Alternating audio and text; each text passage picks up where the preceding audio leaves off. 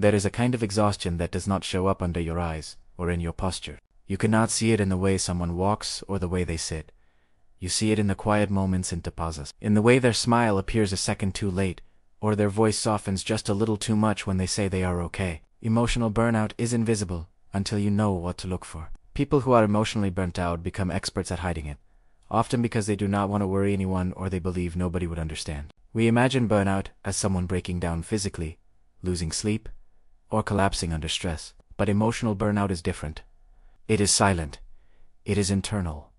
It lives behind the eyes and under the ribs. It shows up in the ways people retreat into themselves while pretending nothing has changed. You might have someone in your life right now who seems perfectly fine. They laugh at the right moments. They nod when they are supposed to. They say they are good with a steady voice. But if you take a closer look, something feels off, like the spark inside them has dimmed. The reason emotional burnout is so hard to see is because many people function extremely well on the outside. These are the high-achieving, high-caregiving, high-responsibility individuals who refuse to drop the mask. They keep showing up. They keep delivering. They keep supporting everyone else, even while sinking internally. They do not want to be a burden. They do not want to disappoint anyone, so they hide their exhaustion behind routines and politeness. One of the first hidden signs of emotional burnout is emotional numbness. That feels like calm. Someone who is burnt out may stop reacting to things that once made them feel alive. They do not get excited about good news. They do not get deeply sad about losses. They simply float in a dull middle space, where everything feels muted. Inside, they are not calm.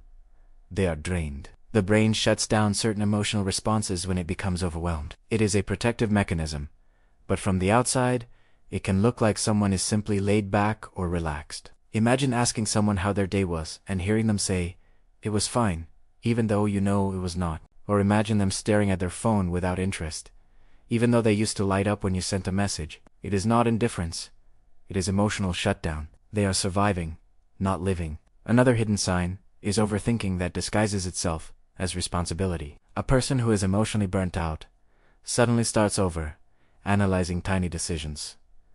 What to eat, whether to reply, whether to say yes or no. They think through every possible outcome because their mind is too tired to trust itself.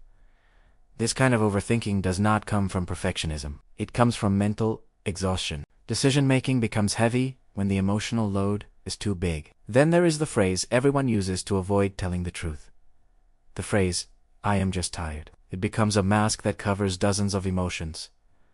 I am tired can mean, I feel empty, or I am overwhelmed, or I am scared to admit I am not okay. Burnt out people cling to the explanation of tiredness because it is the only excuse that does not require further explanation. It is easy, it is acceptable, and it convinces people to stop asking questions. Another subtle sign is losing interest in things they once loved. Someone burnt out might stop engaging in hobbies, even ones they used to be passionate about. They might cancel plans more often. They might avoid activities that once brought them joy. Not because they stopped loving them, but because joy requires emotional energy, and their emotional energy is running on fumes. When the mind is exhausted, even enjoyable things feel like work.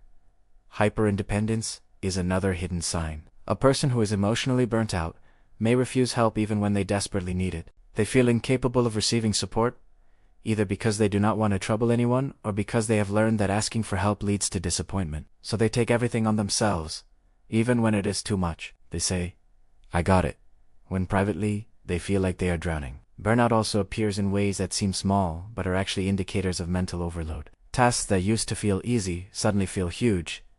Making a phone call, cleaning a room, sending an email, scheduling an appointment. These small things become mountains because the emotional and mental capacity required to complete them is gone. When someone is emotionally burnt out, the brain tries to conserve energy, and anything extra becomes overwhelming. Social bandwidth becomes extremely limited. A person who is burnt out might start avoiding messages or taking hours or days to respond, not because they do not care, but because social interaction feels like another task on a long list. They might cancel more plans, withdraw from conversations, or go quiet for long periods. This is not rejection. This is preservation.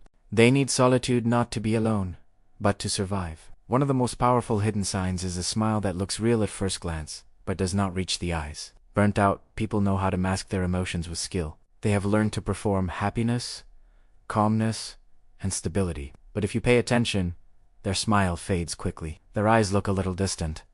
Their laughter is quieter than it used to be. They may even avoid eye contact, because eye contact reveals too much truth. Irritability is another sign that many people misunderstand. When someone is emotionally burnt out, even small inconveniences feel overwhelming. They might snap at things that normally would not bother them. They might feel sensitive or easily frustrated. This is not because they are angry with you. This is because their mind is running on empty, and they have no emotional buffer left. So how does someone become emotionally burnt out? It rarely happens all at once.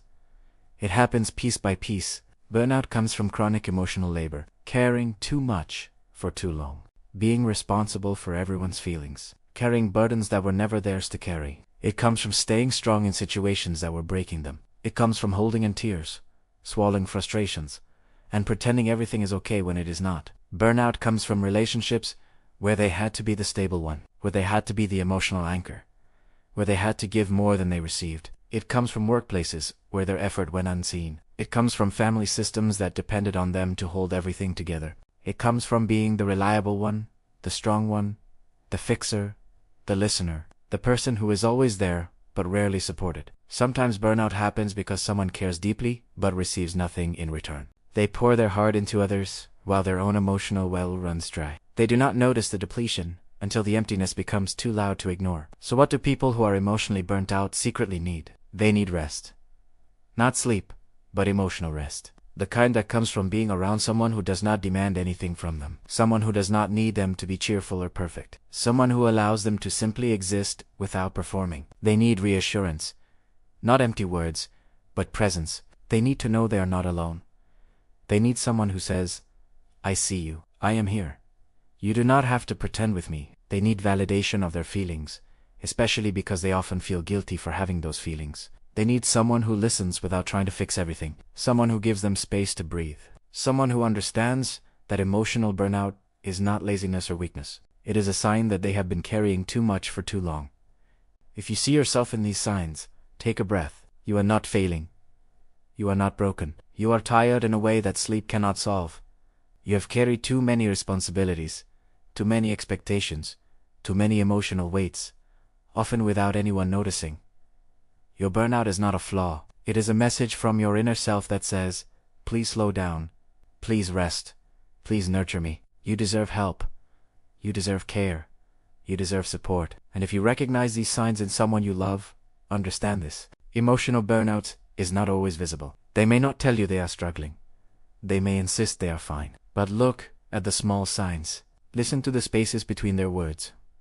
Offer patience, not pressure. Offer presence, not advice. Offer compassion, not correction. People who are emotionally burnt out do not need someone to fix everything. They need someone who does not run away when they are empty. Someone who sees their quiet suffering and chooses to be gentle. Burnout does not mean someone is weak. It means they have been strong for too long without a break. It means they have given more than they should have. It means they need care, not criticism. So here is the final truth. Emotional burnout is not the end.